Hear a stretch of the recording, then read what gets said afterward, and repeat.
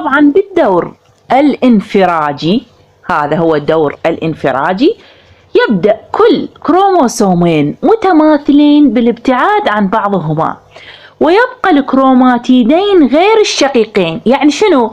يعني بالطور التغلظي كانوا الكروموسومات الشقيقة وحدة جاية ويا الأخ، الكروموسومات الشقيقة كل كروموسومان متماثلين مرتبطان مع بعضهما بعض مكونان الرباعي.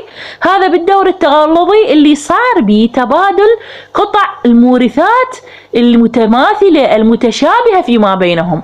بس بالانفراج ماما شي يصير هنا يبتعد الكروموسومين المتماثلين الشقيقين، مو كانوا مرتبطين سوية بالتغلظي، هسه بالانفراجي راح كل واحد متماثل يبتعد عن بعضه، راح يروح للي ما يشبهه، للكروموسوم الغريب عنه، راح يرتبط به بمنطقة تدعى التصالب. هاي وزارية وحيل تنتبه لي عليها.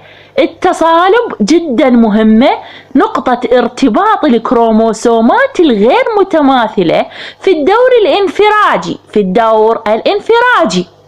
زين يوم هاي هنا تنتبه لي عليها. صار عندك وزاري، صار عندك قبلها بالتغلظي التعابر والرباعي، قبلها بالازدواجي الثنائي والإيثاق والتشابك، قبلها بالدور القلادي، الدور القلادي اللي هي الكروموسومات على شكل قلادة. هاي كلش تنتبه لي عليها. زين يوم عندك هنا بالدور الحركي، آخر دور من الطور التمهيدي الأول، راح هذا تزداد به الكروموسومات قصرا وغلظا، كلش تصير قصيرة وغليظة، وتبدأ النوية والغشاء النووي. ده شوف كلهن بيهن تقريبا بيهن نوية وغشاء نووي، كلهن بيهن غلاف نووي، لاحظت؟ بس بالدور الحركي من رسمنا هذه الخلية ما بيها غلاف نووي، النوية والغشاء النووي تنحل تماكو وتتحرك مواقع التصالبات. هنا عندنا تتناقص التصالبات، مو كانت متصالبة بالدور الانفراجي وكانت اكو غلاف نووي. بالدور الحركي تتحرك الكروموسومات، زين، وتبدأ النوية والغلاف النووي بالانحلال. تلاحظ انه ما رسمت ثاني غلاف نووي هنا. ليش؟ هنا لانه تتناقص التصالبات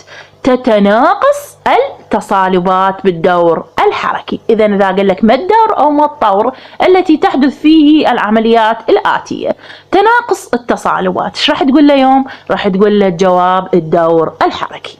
هذا كله الحكيناه هو كله طور تمهيدي أول. بالطور الاستوائي الأول راح تصطف حزم الكروموسومات على شكل حزم.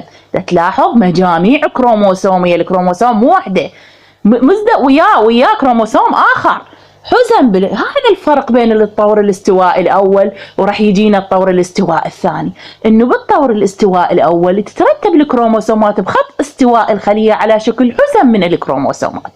هناك بالطور الاستواء الثاني حتترتب الكروموسومات على شكل مفرد.